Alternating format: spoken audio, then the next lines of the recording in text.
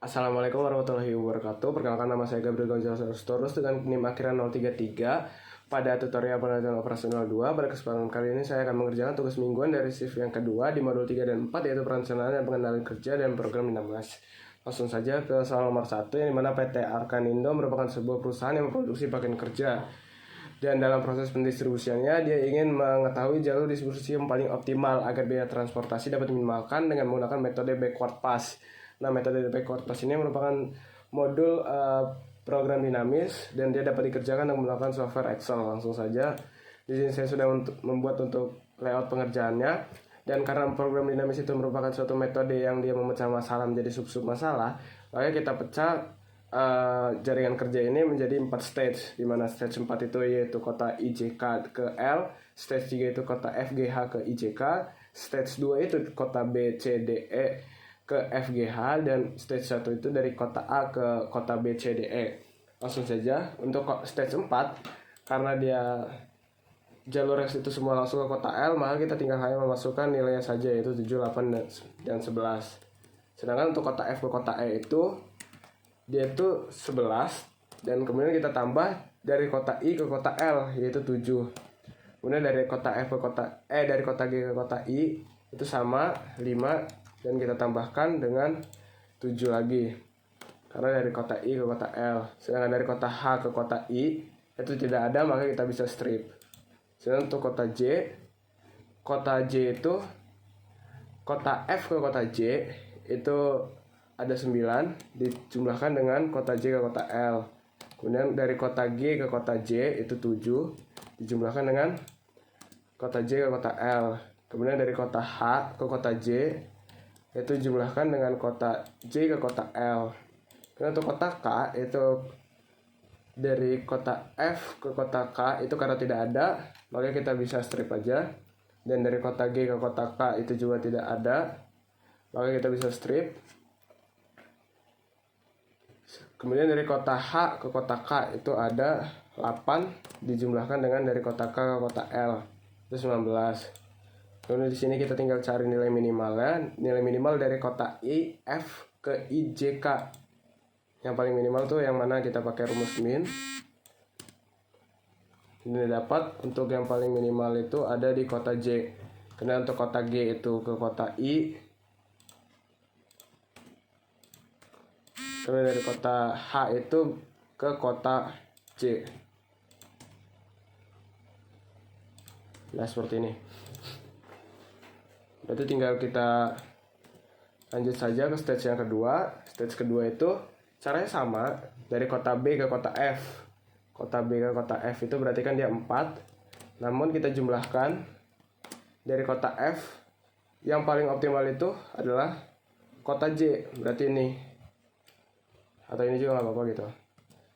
Baru dari kota C ke kota F itu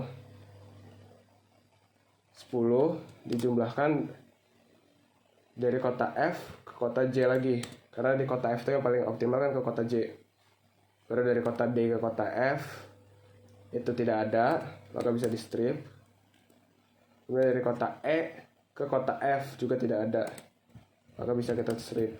Dan dari kota dari kota B ke kota G itu 8 dijumlahkan dengan paling optimal di kota G. Kemudian dari kota C ke kota G itu 3 dijumlahkan dengan kota G ke kota I. Kemudian dari kota D itu ke kota G itu tidak ada, maka di sini bisa kita strip. Dan dari kota E ke kota G itu 6 dijumlahkan dengan 12, sama aja. Dan seterusnya juga sama, dari kota B ke kota H itu 11 dijumlahkan dengan 18. Kemudian dari kota C ke kota H itu tidak ada. Kemudian dari kota D ke kota H itu 9 ditambah dengan 18. Kemudian dari kota E ke kota H itu 12 ditambah dengan. Kemudian yang paling optimalnya itu sama, kita gunakan rumus min, yaitu antara F, G, dan H. Yang paling optimal itu adalah kota G. Kemudian kita bisa teruskan sampai ke bawah sehingga didapat yang paling optimal untuk kota B itu adalah kota G. Kemudian untuk paling optimal dari kota C itu adalah kota G lagi, dan dari kota D itu adalah kota H, dan untuk kota E itu optimal ke kota G. Kemudian dari kota A ke kota B itu 7 dijumlahkan dengan kota B yang paling optimal yaitu ke kota G. Kemudian kota C, A ke C itu 6, jumlahkan yang paling optimal di kota C itu 15. Kemudian dari kota D itu ada 5, dijumlahkan dengan 27. Kemudian dari kota E itu 9, dijumlahkan dengan yang paling optimal dari kota E yaitu ke kota G. Kemudian ini kita menggunakan rumus min lagi. Dari kota B ke kota E, dan yang paling optimal itu adalah kota C. Sehingga solusi optimal ya untuk X1 itu berarti dia kota C, dan X2 nya itu dari kota C itu karena ke kota G. Kemudian dari kota G itu ke kota I, dan yang terakhir tentunya ke kota L yang ini. Dan untuk biaya transportasinya sama 21. Sehingga jalur distribusi yang paling optimal itu adalah dari kota A ke kota C, ke kota G, ke kota I, dan ke kota L dengan biaya transportasi sebesar 21 dengan menggunakan metode backward pass. Kemudian lanjut ke soal nomor 2, yaitu sebuah rumah sakit swasta berencana mengembangkan sistem informasi guna meningkatkan kualitas pelayanannya, yang dimana proyek ini terdiri dari beberapa aktivitas, yaitu sebagai berikut, yang harus diselesaikan secara berurutan. Dan untuk memastikan proyek berjalan sesuai jadwal, itu menggunakan metode CPM atau Critical Path Method, dengan daftar aktivitas proyek adalah sebagai berikut. Dan kita diminta untuk menentukan jalur kritis proyek, dan juga menghitung total waktu penyelesaian proyek. Untuk soal nomor 2 ini kita bisa mengerjakan dengan menggunakan software RStudio dan juga POMQM. Kita langsung ke software RStudio terlebih dahulu, dan sini saya sudah disiapkan untuk sintaks dan juga data-datanya sudah saya input terlebih dahulu sambil saya jelaskan. Yang dimana kita perlu untuk load library-nya terlebih dahulu dan mendefinisikan aktivitas proyek dengan durasi dan dependensi. Durasi sendiri di sini merupakan adalah durasi dalam satuan minggu. Seperti untuk aktivitas A itu durasinya 4, aktivitas B durasinya 6, aktivitas C durasinya 5, dan seterusnya. Dan cara membaca di sini adalah sama, A itu 4, B itu 6, C itu 5, dan seterusnya. Kemudian untuk dependensinya itu berarti dia jaringannya atau predesesornya juga bisa, di mana untuk jaringannya itu dari A itu berarti menuju ke B, dari A juga menuju ke C, dari B menuju ke D, dari C menuju ke E, yang mana dia didapat dari aktivitas dan pendahulu ini, yang mana tadi itu A itu merupakan pendahulu dari aktivitas B dan juga C, kemudian B itu merupakan pendahulu dari aktivitas D, maka di sini B itu ke D. Cara membaca seperti itu. Kemudian kita membuat grafik dari dependensi aktivitas. Kemudian ini kita run dulu, dan kita menggunakan directed true karena kita itu ingin menggunakan arah atau ada arah dari si jaringan kerja ini nih gitu. Kemudian kita untuk menentukan jalur kritis berdasarkan jalur terpanjang, yang mana dia itu jalur terpanjang dari A ke H, itu dicari jalur kritisnya dengan melakukan mode out. Kemudian kita menghitung durasi untuk setiap jalur, yang mana di sini untuk sintaksnya sebagai berikut, dan dia menjumlahkan dari durasi setiap aktivitas itu dicocokkan dengan si aktivitasnya atau nama aktivitasnya itu, yang aktivitas A sampai aktivitas H. Kemudian kita menentukan jalur kritis dengan durasi terpanjang. Nah, di sini untuk menentukan durasinya serta menamai si jalur dengan durasi terpanjangnya itu. Kemudian kita menampilkan grafik dengan warna dan juga kesesuaian yang ada seperti berikut. Dan di sini ditunjukkan untuk grafik jalur kritisnya, yang mana dia dari kota A itu ke kota B, D, E, F, G, H tanpa melewati kota C, tanpa melewati aktivitas C, maaf. Ini aktivitas. Dan di sini untuk menampilkan hasilnya dengan waktu penyelesaian proyek. Jadi didapat untuk jalur kritis proyek itu dari aktivitas A, B, D, E, F, G, H dengan total penyelesaiannya sebesar 35 hari. Kemudian kita lanjut ke soal dengan menggunakan software POMQM. Di sini sama saja, kita tinggal hanya perlu menulis informasi pada soal dengan waktu aktivitas time-nya itu seperti itu dengan predecesornya. Apabila predecesornya lebih dari 1, maka kita tulis di sebelahnya predecesor 2 seperti pada aktivitas ke E.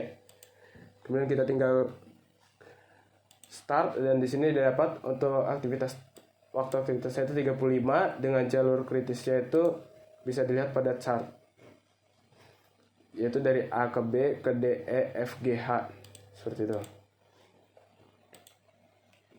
Seperti ini nih, A, B, D, E, F, G, H. Itu untuk soal nomor 2. Kemudian lanjut ke soal nomor 3, yaitu sebuah perusahaan makanan sedang mengembangkan produk minuman kesehatan baru yang direncanakan akan diluncurkan ke pasar nasional.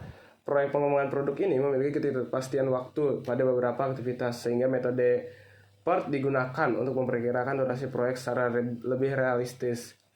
Yang dimana untuk daftar aktivitasnya itu ada waktu optimis, paling mungkin, dan pesimis.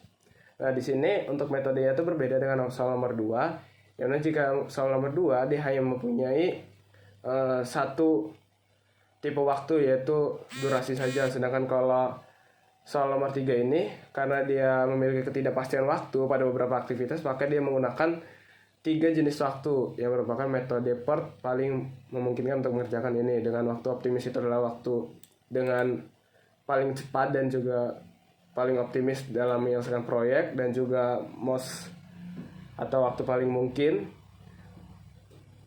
dalam menyelesaikan proyek, dan juga ada worst case atau waktu dengan paling lama dalam menyelesaikan proyek, yaitu waktu pesimis. Dan di sini kurang lebih sama. Di sini ada aktivitas dan juga ada pendahulunya, dan di sini ada deskripsi pekerjaannya.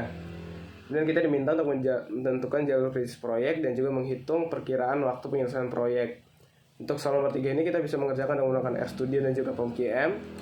Langsung saja ke soal nomor menggunakan RStudio, yang dimana kita perlu memasukkan terlebih dahulu data aktivitas proyek dengan estimasi waktu PERT.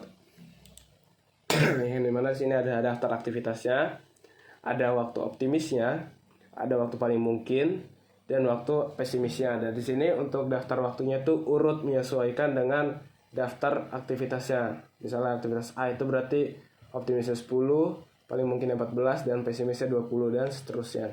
Kemudian kita perlu menghitung waktu ekspektasi menggunakan rumus PERT, yang mana dia merupakan waktu optimis ditambah 4 dikali waktu paling mungkin ditambah waktu pesimis dibagi 6. Dan di sini kita bisa run terlebih dahulu. Kemudian kita perlu mendefinisikan hubungan antar aktivitas. Itu sama, yaitu berarti aktivitas A itu menuju ke aktivitas B, aktivitas B menuju ke aktivitas C, aktivitas B menuju ke aktivitas D, dan seterusnya. Ini diambil dari aktivitas dan juga pendahulunya. Kemudian kita membuat grafik proyek. Itu sama aja seperti soal nomor 2 dengan directed through, karena kita ingin ada arahnya. Kemudian kita menentukan semua jalur dari awal sampai akhir, yaitu dari A ke H. Kemudian kita menghitung durasi untuk setiap jalur. Itu sama saja, kita mensum antara waktu atau TE ini dengan setiap aktivitas yang ada pada data frame aktivitas ini. Seperti itu. Kita running, kemudian kita menentukan jalur kritis dengan durasi terpanjang. Yang mana di sini kita mencari dulu durasi terpanjangnya, kemudian kita cari durasi terpanjang ini, itu path-nya namanya apa, seperti itu. Kemudian kita ingin menampilkan grafik jalur kritisnya, yang mana itu sama aja, kita bisa mengatur-ngatur dari segi arrow-nya atau warnanya, dan juga ketebalan serta ukuran dari font dan segala macamnya. Ya, tinggal kita run aja. Dan di sini udah tertampil untuk grafik jalur kritis untuk soal nomor 2. Ini soal nomor 2, di mana di soal nomor 2 itu grafiknya itu berarti dari A, kita baca dari kanan itu dari A ke B, ke C, ke E, F, G, H, tanpa melewati atau mengerjakan proyek yang D, seperti itu. Dan kemudian kita ingin menampilkan total waktu penyelesaian proyeknya, yaitu sebesar 89,33 hari. Berarti untuk nomor 3 ini total waktu penyelesaian proyek itu sebesar 89,33 hari dengan jalur kritisnya itu dari A ke B, ke C, ke E, ke F, ke G, ke H. Kemudian kita kerjakan juga menggunakan software PomKM. Yang dimana untuk software PomKM itu tadi karena kita ingin menggunakan metode PERT, di sini bisa cari dulu project management yang triple time estimate. Nah, jika tadi yang nomor 2 menggunakan CPM, itu tinggal pakai yang single time estimate ini. Single time estimate. Nah, kita lanjut ke soal nomor 3. Di sini tinggal ini masukkan aja angkanya. Untuk optimis time-nya itu berapa dari setiap aktivitas, most likely time-nya berapa, dan pessimistic-nya berapa, serta predecessor dari setiap aktivitasnya. Ini untuk aktivitas A itu misal optimis time-nya itu 10, most likely time-nya 14, dan pessimistic time-nya itu 20 tanpa ada predecessor. Dan seterusnya kita tinggal run. Dan di sini didapat untuk total penyelesaian proyek itu selama 89,33. Dan di sini satuannya itu tidak ada, di sini ya 89,33 satuan waktu. Dengan untuk jaringannya itu atau